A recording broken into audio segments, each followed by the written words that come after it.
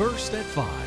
From the University of Florida's College of Journalism and Communications, you're watching WUFT News. A live look at the White House and the nation's capital just one day after President Joe Biden ended his campaign for a second term in office. It's been a whirlwind 24 hours for the Democratic Party. President Biden has made the choice not to seek re-election and throw his support behind Vice President Kamala Harris to take his place. This is WUFT First at 5. I'm Bianca Smith. In the same amount of time, Harris has raised a record $50 million for the campaign. And as Alice Barr reports, the Republican nominee, former President Trump, spent his time Sunday attacking his potential new opponent. With the political world drastically shifting, Vice President Kamala Harris is looking for solid ground in the first full day of her presidential campaign, praising President Biden after he announced he's dropping out of the race for the White House. Joe Biden's legacy of accomplishment over the past 3 years is unmatched in modern history. She did not directly address the president's endorsement for her to be the nominee, as top Democrats line up to support her, from former President Clinton to former House Speaker Nancy Pelosi and Congressman Jim Clyburn. She is well equipped to prosecute, I'm going to emphasize, to prosecute the case against Donald Trump. Other leading Democrats stopping short of a full endorsement for now. She's exciting the country.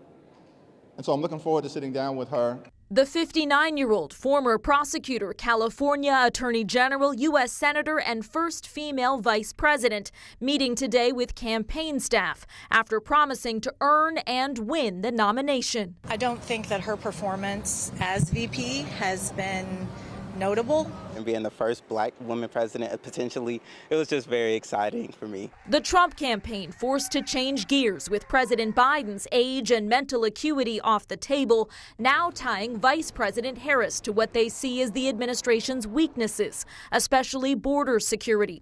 The vice president's nomination is not a lock, though the party is hoping to swiftly unite to take on former President Trump. In Washington, Alice Barr, NBC News. That's right. And today's members of Florida's delegation to the Democratic National Convention threw up their support to Vice President Kamala Harris a day after President Joe Biden dropped his re-election campaign. As part of a rapidly moving effort to garner up support behind the vice president, a group of Florida party leaders held a call with reporters to back Harris's bid to become president. President Biden faced growing pressure to leave the race after a poor showing during a debate with former President Donald Trump last month. State Senator Chevron Jones pointed to the increased enthusiasm, hoping it translated down to the ballot. It is the Republicans' dream to sit back and watch us fight each other and create chaos. But we don't have to show them chaos. We can show them unity, and we can show them strength. After Sunday's announcement from the president, Republicans quickly pivoted their opposition from Biden to Harris. Governor Ron DeSantis described Harris as too liberal and too unaccomplished. Strong thunderstorms had developed this afternoon as we take a live look at cloudy skies and brief shadows over I-75 and Paynes Prairie. The UF weather team says we are seeking an upstick in rain for our area. UF forecaster Kara Rydberg is live in the studio tracking these intense storms and has North Central Florida's latest weather forecast. That's right. Intense rains all across North Central Florida, bringing that heavy rain, as well as some areas even experiencing winds over 50 miles per hour. Taking a deeper look into the Gainesville area, we see even higher intense rain indicated in the purple going through the area. Now, despite these rains, we are still under a heat advisory for a lot of the area, including Marion County, as well as going all the way up I-95. Now, looking at our actual heat indexes, despite the rain, a lot of the area is still experiencing temperatures in the high 90s and triple digits. Now, including that, our temperatures are starting to decrease as the rain affects the area. Now, looking at our hour by hour for tonight, we can expect the rains to start decreasing right around 9 p.m. and going into the morning right around 74 degrees. Coming up, we can expect dangerous heat as well as unsettled North Florida as well as quiet tropics. A federal class action lawsuit was filed Friday following the chaos that erupted at the Copa America final in Miami Gardens, Florida last Sunday. The lawsuit was filed on behalf of the ticketed fans who were not allowed into the match between Argentina and Colombia. Hard Rock Stadium, a security firm, and 2 international soccer organizations are listed as the defendants. The match was delayed more than an hour after thousands of fans without tickets breached security to enter the stadium, which prompted them to shut down the gates. The lawsuit claims the defendants failed to implement a reasonable security plan and should have foreseen the chaos that erupted. They seek ticket refunds and travel reimbursements, among other expenses. The stadium and organizations have said they cannot comment on litigation. A cold case in Central Florida has a new update after a suspect was arrested 24 years later. Sanford Police Chief Cecil Smith made the announcement on Friday that 73-year-old Gary Durant is now accused of killing long-term girlfriend Sherry Holtz in December 1999. She was 50 then. Investigators say she suffered from blunt force trauma, strangulation, and was sexually battered. Why nearly a quarter century from a crime to an arrest? Blood on a knife found near her body in 1999 had inconclusive DNA results back then. They were able to identify that the blood that was found on the knife there belonged to Sherry Holtz, and that there was additional DNA that belonged to a longtime boyfriend by the name of Gary Durant. Holtz's body was found by someone picking up cans in a wooded area behind a business. This wasn't the first domestic issue for them. Durant denied being with Holtz the night she was killed. He is facing 1 count of second-degree murder. 5 families are without a home after a weekend apartment fire in Newberry. The fire broke out in the Countryway development just before 6 Sunday evening.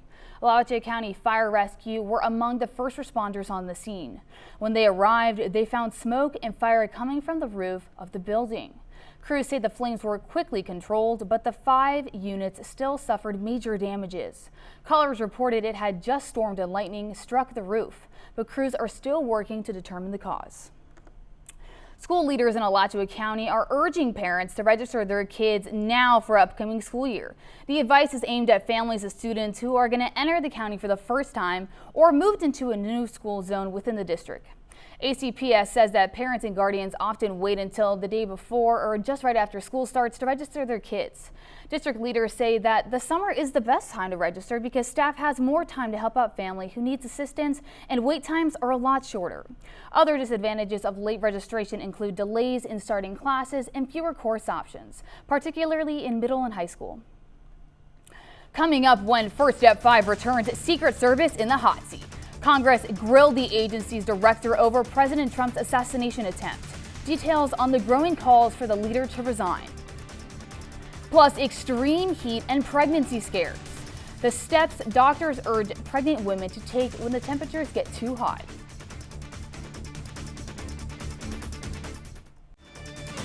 You're watching WUFT-TV News.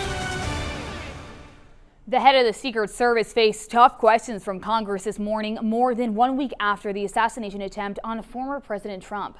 Director Kimberly Cheadle testified, saying the attempt was a failure of the agency. As Laura Aguirre reports, Kimberly Cheadle accepted responsibility for the lapse that allowed the attack to take place. And nothing but the truth. The head of the Secret Service in the hot seat of the House Oversight and Accountability Committee called in to explain how a 20-year-old man with his father's assault rifle accessed a roof and nearly assassinated former President Donald Trump. On July 13th, we failed. I take full responsibility for any security lapse of our agency. The committee's chair didn't mince words. It is my firm belief, Director Cheadle, that you should resign. The questioning quickly became tense on a variety of concerns, such as why the event went forward even after agents became aware of a suspicious man in the crowd. So you distinguish between someone who is suspicious and someone who's threatening, is that right? I do. There are a number of times at protective events where suspicious people are identified. Also questions on whether Trump's team was denied additional security ahead of the rally. Were you guessing or lying when you said you didn't turn down requests from President Trump's detail? There were no requests that were denied. Maybe they got tired of asking. Have you provided all audio and video recordings in your possession to this committee, as we asked on July 15th, yes or no? I would have to get back to you. That is a no. You're full of today. Several lawmakers accused Director Cheadle of dodging their questions. She also admitted that she has yet to visit the site of the shooting. I will move heaven and earth to ensure that an incident like July 13th does not happen again. The job description, your task was is to make sure it never happens, period. I'm Laura Aguirre reporting.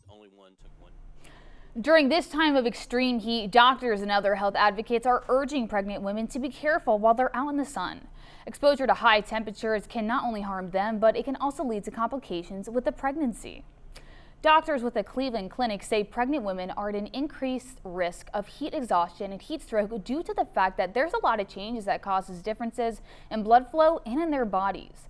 Doctors say extreme heat can cause complications for developing fetuses. To stay safe, Dr. Catherine Caperno says stay inside during the hottest parts of the day. Wear light-colored clothing if you do go out and stay as hydrated as possible. A lot of pregnant women can't tolerate straight water, so sometimes flavoring that with fruits or even a splash of juice can be really helpful. Making sure that you are watching yourself, taking care of yourself, and listening to your body is one of the best things that you can do as a pregnant patient. Caponero recommends pregnant women consume between 8 and 12 glasses of water a day. Lastly, listen to your body. If something feels off, don't hesitate to speak with your doctor about it. Scattered showers and storms will continue this evening. Some of them have been strong to severe with damaging winds over 50 miles per hour and very heavy rain. I will track the heaviest storms next.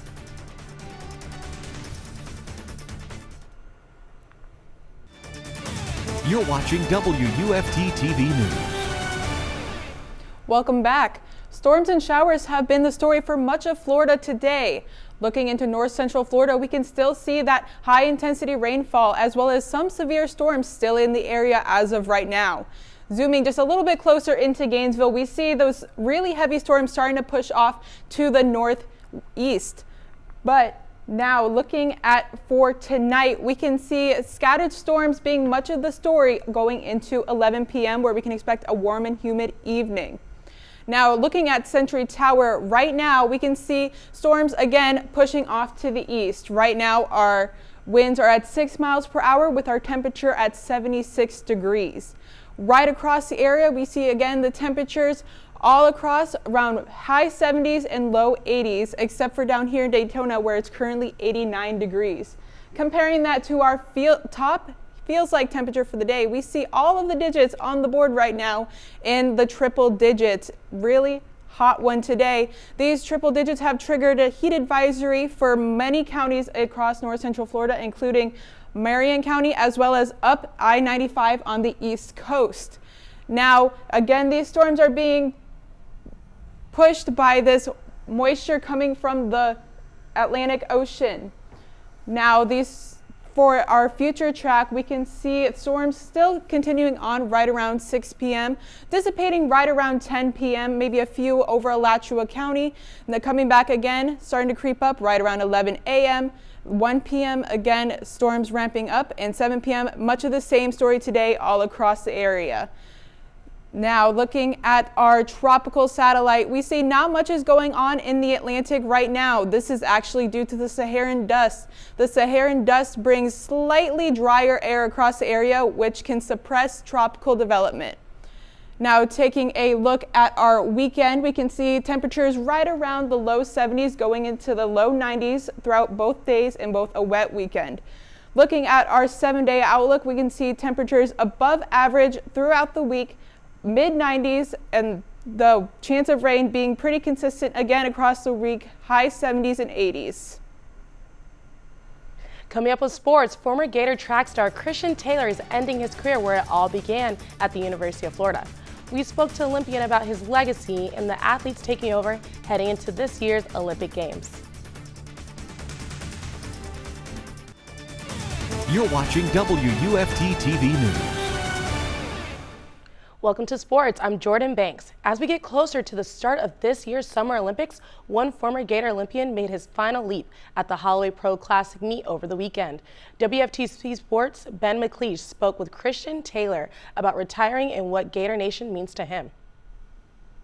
In the ever-changing world of sports, one thing will always remain true. One day, every quarterback will throw their last pass, every baseball player will hit their last home run, and every track star will compete in their last meet. On Friday, a former Gator and two-time Olympic gold medalist concluded his track career right here in Gainesville.